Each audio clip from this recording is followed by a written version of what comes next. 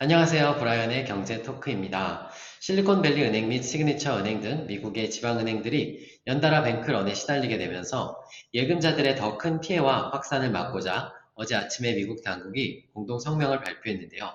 납세자들의 예금 전액을 보증하겠다 그런 내용이었고 주식과 일부 채권은 제외된다 이렇게 써 있었죠.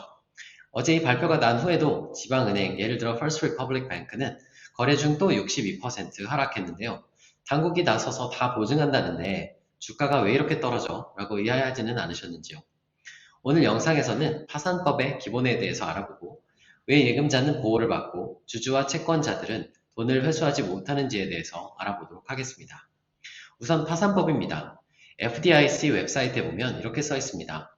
파산법에 따라 보험에 가입한 예금자에게 지급한 후 무보험 예금자에게 지급하고 그 다음으로 일반 채권자, 주주 순으로 지급합니다.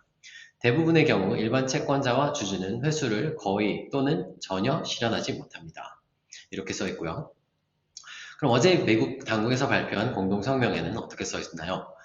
주주 및 특정 무담보 채무자는 보호되지 않습니다. 무보험 예금자를 지원하기 위한 예금보험기금의 모든 손실은 법에서 요구하는 바에 따라 은행에 대한 특별평가를 통해 복구됩니다. 네, 이렇게 써 있습니다. 제가 여러분들의 이해를 돕기 위해서 은행 밸런스 시트의 예제를 준비했습니다. 여기 왼쪽에 표를 보시면요. 자산이 있고 부채가 있죠.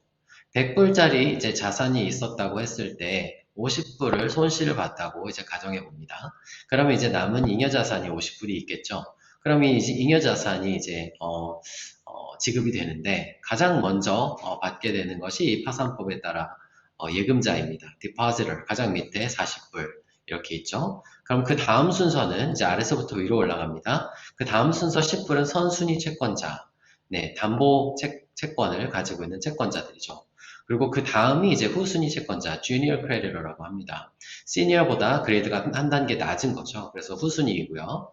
그리고 그 다음에 제일 마지막에 오는 것이 주주입니다. 에quity shareholder죠. 주식 보유자가 20불인데 손실이 50불이 낮기 때문에 잉여자산 50불이 예금자와 선순위 채권자 이렇게 해서 50불밖에 돌아갈 게 없는 거죠.